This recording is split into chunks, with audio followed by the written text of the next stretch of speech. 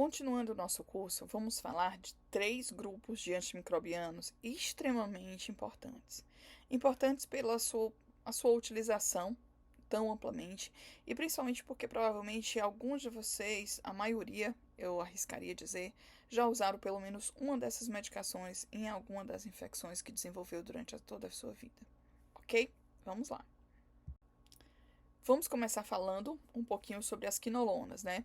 Na verdade, as quinolonas, eu já falei anteriormente, né? Elas são responsáveis pela inibição do enovelamento, né? Na verdade, do desenovelamento e depois do enovelamento da DNA gerase, né? Das enzimas que são responsáveis por abrir o DNA para que haja realmente a cópia de RNA e a progressão na produção das proteínas necessárias para a sobrevivência daquela célula, da célula bacteriana, e é nessa funcionalidade que elas acabam agindo especificamente. Por isso elas têm uma atividade, sim, bactericida. Dentre as quinolonas, a gente também pode dividir um pouco em gerações, né? A gente tem a primeira geração, que era o ácido nalidixon lá atrás, né? Que foi descoberto, né? E a gente utilizou por muito tempo, principalmente para as infecções urinárias, né? E depois a gente foi progredindo, né? A ciprofloxacina talvez seja a que a gente mais utilize, principalmente nos hospitais, porque a gente utiliza principalmente para as infecções, principalmente urinárias, né, tem uma boa penetração. Acredito que a maioria dos urologistas e também traumatologistas sejam os que mais utilizam essa quinolona, porque a gente sabe que tem uma boa ação contra gram negativos, mas também contra gram positivos, anaeróbios e até germes atípicos. Então, pelo seu amplo espectro de ação, acabam sendo extremamente utilizadas, né?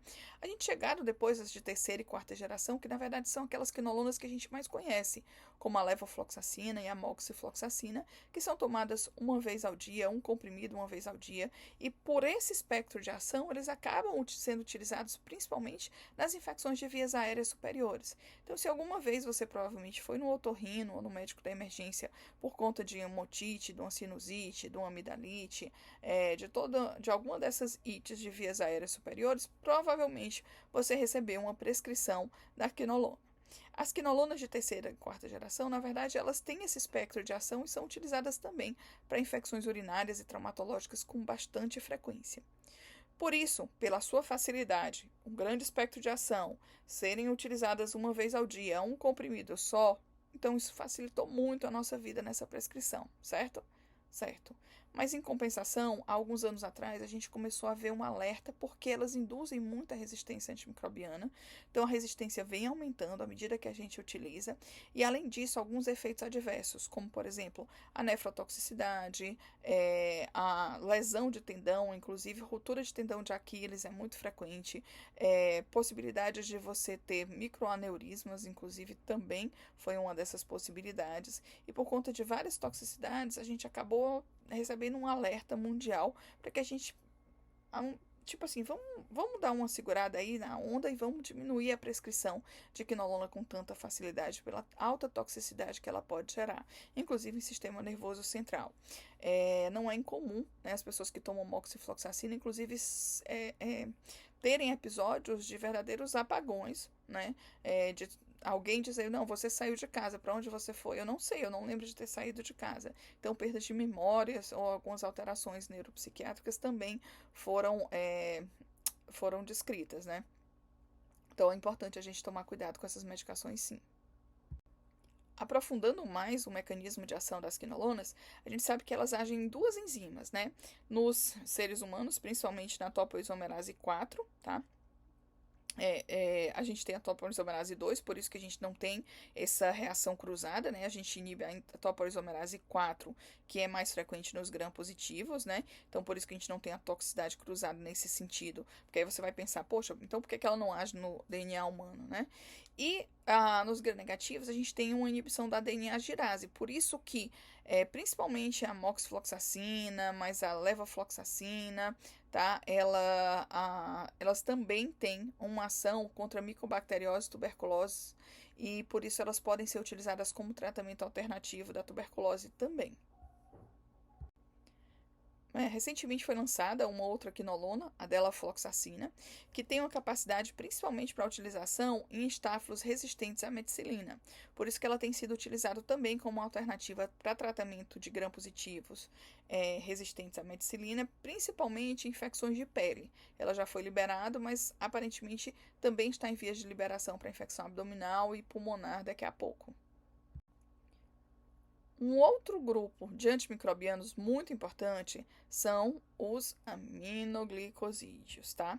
Então, os aminoglicosídeos, eles são inibidores da porção 30S do ribossomo e, diferentemente, os macrolídeos também inibem essa síntese proteica, mas só que na porção 50S. Essa é a grande diferenciação, esses dois grupos de antimicrobianos que a gente vai conversar. E aqui surge uma grande questão, que é a bactéria, na verdade, o antimicrobiano, ele vai matar a bactéria ou não? Ele é bactericida ou ele é bacteriostático? Em geral, os antimicrobianos que inibem a síntese proteica, eles são conhecidos como bacteriostáticos, quer dizer, eles diminuem a replicação e a reprodução realmente dessas bactérias, porque eu vou diminuir o insumo para a produção das suas proteínas necessárias à sobrevida, mas ao mesmo tempo eu não causo uma morte, como por exemplo os beta-lactâmicos, os glicopeptídeos, que vão simplesmente implodir a bactéria, né? Então, aí às vezes a gente diz, poxa, isso é importante por quê?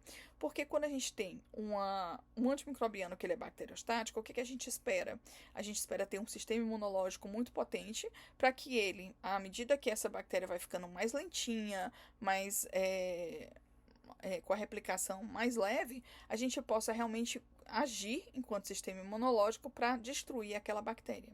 Aí a gente fica pensando, poxa, naqueles pacientes imunossuprimidos, principalmente os pacientes que estão tomando quimioterapia, talvez a escolha de uma medicação bacteriostática não seja a melhor escolha. Dentre os aminoglicosídeos que nós temos disponíveis, né, a gente tem alguns que a gente usa, como por exemplo a neomicina, mais em pomadas ou emulsões, né, mas basicamente a gente utiliza a gentamicina e a amikacina. A tobramicina a gente só tem no Brasil aqui em formulação ocular, né, em colírios, mas nos Estados Unidos ela é muito utilizada também, tá? Aqui a gente tem basicamente amikacina e gentamicina. Tem diferença, professora? Há um tempo atrás, o pessoal quis dizer que a amikacina era talvez um pouco mais potente para gram-negativo, né, como pseudomonas, mas a eficácia, na verdade, não foi vista nenhuma diferença. Então, o que a gente acaba fazendo muitas vezes é uma alternância, a gente faz uma vigilância de sensibilidade. Por exemplo, poxa, é a mesma classe, então eu imagino que se uma bactéria é resistente à gentamicina, ela vai ser resistente à amikacina? Não. A gente tem que testar as duas, porque você pode ter sensibilidade a uma e resistência a outra, mesmo o mecanismo de ação sendo igual, tá? Então, o que a gente fazia há algum tempo atrás, comumente, principalmente na neonatologia, que a gente utiliza muito nas infecções dos bebês, principalmente em associação com ampicilina ou outro antimicrobiano, era fazer uma alternância. A cada 6 meses a gente via, existe uma maior sensibilidade à amikacina ou à gentamicina. E aí a gente vai trocando em prioridade a cada 6 meses, dependendo se há mudança ou não do perfil de sensibilidade a esses antimicrobianos. Os aminoglicosídeos, eles têm uma característica importante, tá? Primeiro, eles precisam de oxigênio para entrar dentro da célula e se ligar aos ribossomos. O que é que isso quer dizer? Por exemplo, se eu estou tratando um paciente que tem um abscesso, eu vou esperar que essa antimicrobiano tenha alguma ação? Se eu sei que dentro do abscesso existe um meio que é anaeróbico? Não, né? Então, eu vou evitar de usar esse antimicrobiano quando eu tenho um meio que é essencialmente anaeróbico. Mas o que acontece? Ele tem uma característica, tá certo? Ele bloqueia a síntese proteica, tá certo? Mas ele tem um efeito antimicrobiano, tá? Que, ao se ligar no 30S, essa ligação é irreversível. E aí ele continua inibindo essa síntese proteica, permitindo um longo intervalo posológico. O que isso quer dizer? Isso quer dizer que, embora ele tenha uma inibição de síntese proteica, ele pode ser considerado como bactericida. É o único desses grupos de inibidores de síntese proteica que pode ser considerado como bactericida. Por quê? Eu me ligo, certo? A porção 30S, tá? Mas eu não me desligo. Então, eu continuo agindo enquanto eu estiver lá ligadinho. tá certo? E aí o que quer dizer? Que eu tenho não preciso ter uma meia-vida em si, mas a minha atividade é tão grande que mesmo quando a minha concentração de antibiótico baixa, eu ainda consigo ter essa atividade porque eu continuo agindo, porque eu continuo ligadinho lá bem bonitinho. É o que a gente chama de efeito pós-antibiótico. Além disso, isso nos permite fazer uma coisa que a gente aprendeu há alguns anos que é bem interessante. Ao invés de eu ficar dando a dosagem, por exemplo, de gentamicina, que é a cada 8 horas, ou da amicacina, que é a cada 12 horas, eu posso juntar essa concentração todinha de remédio e dar uma vez ao dia. É aí que surge também um outro conceito muito importante, que é a medicação ser concentração dependente ou tempo dependente. Por que isso, professora? Se eu tenho uma droga que é tempo dependente, por exemplo, os beta-lactâmicos que a gente falou tanto, eles são tempo dependente. Isso quer dizer o quê? Eu preciso dar o mais frequentemente possível aquela dose daquela medicação para que eu mantenha a minha concentração inibitória, né, a minha concentração de antimicrobiano, acima da concentração inibitória mínima daquela minha bactéria.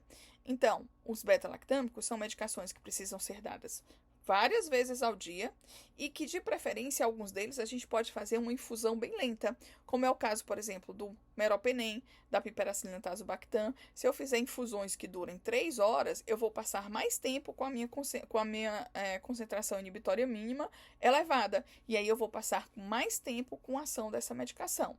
Diferente, por exemplo, o que é uma droga que é concentração dependente? O típico clássico dessa classe é justamente o aminoglicosídeo, que é justamente aquilo que eu falei para vocês. Poxa, se eu dou 80 mg de gentamicina de 8 em 8 horas, eu posso fazer 240 mg só uma vez ao dia, e aí eu faço aquele pico bem alto, e ele vai baixando aos pouquinhos, aos pouquinhos, aos pouquinhos. Tem aquele efeito, mesmo quando eu baixo da concentração, ele continua agindo e age por 24 horas. E aí eu consigo fazer o tratamento só uma vez ao dia. Qual a única exceção para os aminoglicosídeos? A endocardite. Na endocardite, a gente não faz dosagem uma vez ao dia de aminoglicosídeo. A gente continua dividindo no seu horário adequado. Gentamicina de 8 em 8 horas ou amicacina de 12 em 12. Os aminoglicosídeos, eles são geralmente associados e não utilizados sozinhos. Geralmente a gente utiliza associado a beta-lactâmico ou a polimixina. O que é que isso produz? Uma possibilidade de nefrotoxicidade muito grande, tá? Então é importante que a gente saiba que a gente tem realmente uma necrose, possibilidade de necrose tubular aguda com essas medicações, e a gente pode perder o rim desse paciente se não ficar monitorando adequadamente, não conseguir realmente tratar. A gente já falou que tem algumas bactérias, que são as superbactérias, que precisam realmente de um tratamento mais agressivo. E é aí que surgem essas associações. E é frequentemente essa associação com aminoglicosídeo que a gente acaba fazendo. O grupo de macrolídeos tem 4 medicaçõezinhas, né? Mas a gente usa, na verdade, só 3 delas, tá? A eritromicina a gente usa ou usava bastante, principalmente no passado. Hoje a gente tem outras alternativas, mas pode ser uma alternativa ainda de utilização.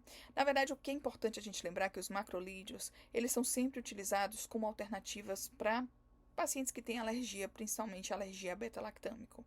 A eritromicina a gente só consegue usar se for em criança, porque em adulto ela dá muita diarreia, muita intolerância, e a gente acaba não conseguindo usar. A claritromicina e a azitromicina são as mais utilizadas, principalmente porque elas têm uma meia-vida muito longa. A meia-vida da azitromicina é enorme e a gente consegue fazer uma vez ao dia. A claritromicina a gente também consegue fazer, geralmente a gente faz 2 vezes ao dia, mas existem formulações hoje que já até permitem a gente fazer dose única ao dia, tá? Então, são medicações que a gente utiliza muito como alternativas, tá certo? E principalmente em infecções de vias aéreas superiores. Por sua ação, né, esse mecanismo de ação na inibição da 50S, né, também tem uma boa cobertura para gram positivo, gram negativo, anaeróbio e atípico. Então, por isso, a gente usa com muita facilidade para infecções, principalmente infecções respiratórias altas e infecções do trato respiratório baixo, tá? Tem uma posologia muito fácil de uma vez ao dia e por isso são largamente utilizadas. Nesses grupos, né, de antimicrobianos, é muito importante a gente lembrar principalmente a toxicidade e os eventos adversos, né? Lembrando que se a gente aprende a usar racionalmente esses antimicrobianos, a gente vai conseguir com que eles durem mais tempo, até porque a produção de novos antimicrobianos é bem aquém da necessidade que a gente tem a cada ano, porque a rapidez com que essas bactérias desenvolvem resistência a esses micro-organismos é simplesmente assustadora. Até a próxima!